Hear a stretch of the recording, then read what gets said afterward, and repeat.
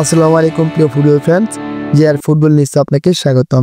আপনারা সবাই জানেন যে ফাহমিদুল অলরেডি বাংলাদেশে আগমন করেছে। আজকে আলোচনা করব এই ফাহমিদুলকে নিয়ে, তাকে কতটুকু গেম টাইম দেওয়া হবে এবং তাকে গেম টাইম দেওয়ার পিছনের সুবিধাগুলো কি, সেই বিষয়গুলো আলোচনা করব আজকে। আমার মতে ভুটানের বিপক্ষে ফিফা ফ্রেন্ডলি ম্যাচে ফাহমিদুল ইসলামকে 7 মিনিট গেম টাইম দেওয়া দরকার।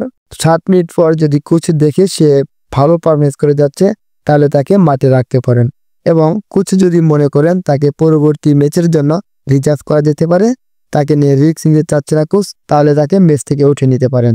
কিন্তু হঠাৎ যদি এরকম হয় যে 7 মিনিট পরে বা সেকেন্ড হাফে আসার পর ফাহমিদুল ইসলাম ভালো খেলেনি, আবার খারাপটাও করেনি, তখন ফাহমিদুলকে তুলে নেবে নাকি মাঠে রাখবে? আমার মতে যেহেতু এটা একটা ফ্রেন্ডলি ম্যাচ, সেহেতু ফাহমিদুলকে বুঝতে হবে কোচ ফাহমিদুলের মধ্যে যে প্রতিভাগুলো আছে সেগুলো যাচাই করবে। তার জন্য ফাহমিদুলকে অবশ্যই গেম টাইম দেওয়া দরকার।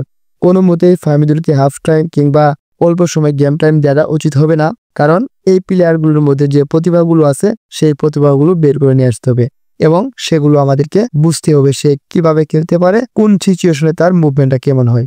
আর যদি ফাহমিদুল একেবারে খারাপ পারফরমেন্স করে যান, সেক্ষেত্রে পরিসংখ্যান আলাদা, তখন ফাহমিদুলকে তুলে নেওয়াটাই বেটার হবে। তবে আমাদের সকলের প্রত্যাশা যে ফাহমিদুল ইতালির ম্যাচগুলো খেলেছেন সেখানে বরাবরই ভালো পারফরমেন্স করে এসেছেন। এখন কথা হচ্ছে এই ফাহমিদুল ইসলাম কি ইতালির মতো পারফরমেন্স করতে পারবেন কিনা।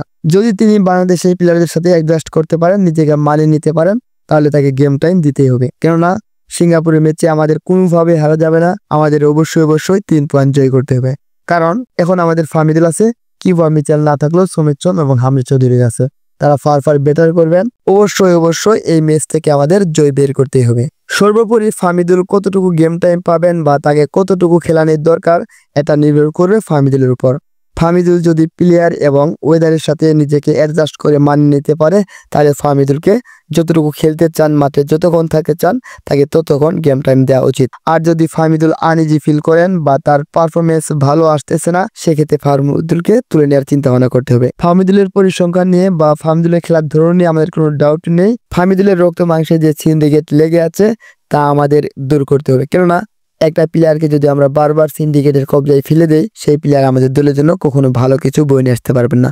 অতএব প্রবাসী প্লেয়ার যারা আছেন, যেমন সামিদ চম কিংবা মিচেল, ফাহমিদুল ইসলাম, হামজা চৌধুরী, তাদেরকে যথেষ্ট সুযোগ দিতে হবে। তাদের মতের বিরুদ্ধে কোনো কিছু করা যাবে না, কারণ এই প্লেয়ারগুলো আসার কারণেই বাংলাদেশের ফুটবল ভবিষ্যৎ উন্নত হচ্ছে।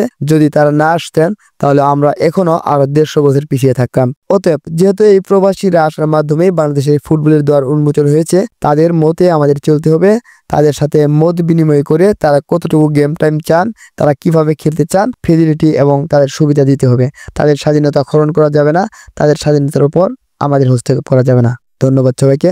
আসসালামু আলাইকুম।